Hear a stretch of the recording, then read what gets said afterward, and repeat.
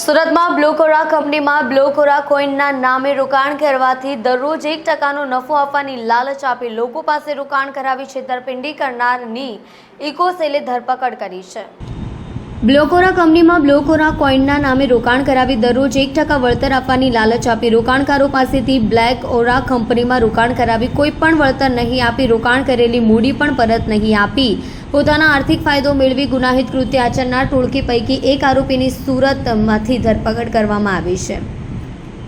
સુરત શહેરના ઉધના ભાટેના વિસ્તારમાં રહેતા અકરમ મુલતાનીએ પોલીસ ફરિયાદ નોંધાવી હતી કે બ્લોકોરા કંપનીના માલિક ફિરોઝ મુલતાની નીતિન જગ્યાતાની જે દુબઈમાં રહે છે અને સુરત ખાતેના એજન્ટ તરીકે કામ કરતો હતો તે ઉપરાંત કાસિફ મુલતાની અને એઝાઝ મુલતાની સહિત ઝાવી મુલતાનીએ 15 મે 2022ના રોજ તેમની પાસેથી બ્લોકોરા કંપનીના બ્લોકોરા કોઈનના નામથી રોકાણ કરાવ્યું હતું અને કહેવામાં આવ્યું હતું કે રોજનું 1% મુજબનું વળતર મળશે। લાલચ આપી $20થી લઈને $5000 વાળી અલગ અલગ સ્કીમમાં રોકાણ કરાવી બ્લોકોરા કંપનીની આઈડી જનરેટ કરી એક્સચેન્જ ઉપર કોઈ આવી ગયા હોવાનું જણાવી વધુને વધુ રોકાણ કરાવ્યું હતું। રોકાણ કરાવી 13 જેટલી આઈડીઓ જનરેટ કરાવી હતી। આ સમગ્ર મામલે ઇકોસેલના એસીપી GA સરવૈયાએ જણાવ્યું હતું કે આરોપીઓએ 13 જેટલી આઈડી જનરેટ કરાવી કુલ 51 લાખ મેળવી લઈ બ્લોકોરા કંપનીની આઈડી બંધ કરી એકબીજાની મદદગારીથી આ કૃત્ય કર્યું હતું જે અંગે ફરિયાદ નોંધી આરોપીઓની શોધખોળ કરવામાં આવી રહી હતી। આ ટોળકીમાં શામેલ જાવેદભાઈ મુલતાનીની ધરપકડ કરવામાં આવી છે સાથે અન્ય જે આરોપીઓ શામેલ છે તેમની શોધખોળ ચાલુ છે।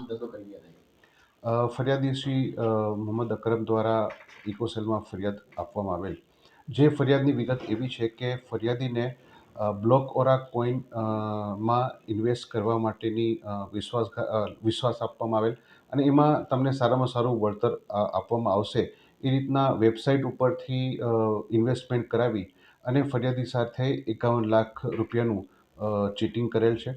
જે અનુસંધાને અમે 5 આરોપીઓ વિરુદ્ધમાં આઈપીસી કલમ 409, 420, 114 અને જીપીઆઈડી એક્ટ મુજબ ગુનો નોંધેલ છે। તપાસ હાલ ચાલુ છે। સર, કોઈ આઈડીઓ બનાવ્યા બાદ રકમ ટ્રાન્સફર કરાવી કેટલી? હવે આઈડીઓ બનાવી અને એમાં રકમ જે ફરિયાદીએ જણાવ્યું છે એ મુજબ 51 લાખ રૂપિયાની રકમ ટ્રાન્સફર કરવામાં આવેલ છે। વિશેષ આઈડીની અને અન્ય જે ઓનલાઈન બાબતેની જે ચીટિંગ કરવાની મેટર છે એ અનુસંધાને હાલ તપાસ ચાલુ છે। શક્ય છે કે કદાચ આંકડો આ વધી પણ શકે। ફરિયાદીના આરોપી કઈ રીતે સંપર્કમાં આવ્યા તેની કોઈ માહિતી મળી? ફરિયાદીને એને ત્યાં એ લોકો વિસ્તારમાં રહેતા હતા એ અનુસંધાને પણ એકબીજાના પરિચયથી અને મિત્રોની એડવાઇસથી પોતે આ બાબતે ઇન્વેસ્ટમેન્ટ કરવા માટેની એ લોકોને વિશ્વાસ આપવામાં આવેલ।